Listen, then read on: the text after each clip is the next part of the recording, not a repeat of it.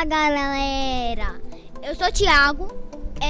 Hoje eu vou ensinar vocês como baixar Minecraft. Vem comigo, isso é muito fácil, muito rápido e eu vou mostrar aqui pra vocês.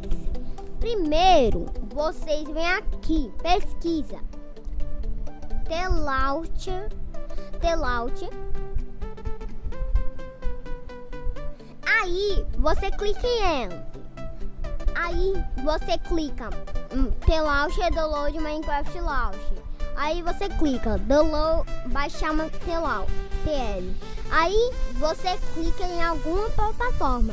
Se você tiver Windows, Apple, Linux, eu tenho Windows 10, né, pessoal?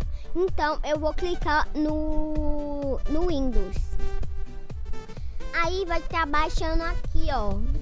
Vocês estão vendo? Já baixou? Então, eu vou aqui, ó, abrir a pasta. Tá aqui já.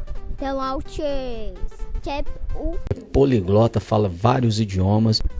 Você clica continuar. Aí vai estar fazendo negócio aqui. Aí você clica continuar, concluir. Aí deixa eu minimizar aqui pra abrir. Vai abrir normalmente. Agora a gente escolhe a versão, né? A gente vai escolher Forge Optifine. Aí você entra no jogo. Viu, pessoal, que é rápido, fácil? Então, se vocês quiserem, compartilhem esse vídeo, se inscrevam no canal e ativem o sininho para vocês não perderem as notificações. Então, a gente entra no jogo. Tá abrindo já. Vamos esperar aqui. Vamos esperar aqui. Isso aqui, essa tela vermelha, é normal, né, pessoal? Já carregou aqui, pessoal. Agora, vamos aqui criar um novo mundo. Vamos colocar o nome do mundo. Teste. Agora, vamos deixar no sobrevivência, já que é teste, né, pessoal? Comando sim.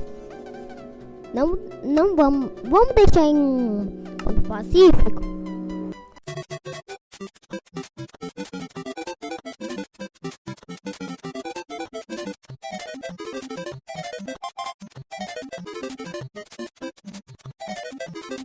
Já carregou, pessoal. Agora a gente vai esperar aparecer a mão dos... Opa, apareceu já, pessoal. Espero que vocês tenham gostado do vídeo. Pessoal, adeus, falou!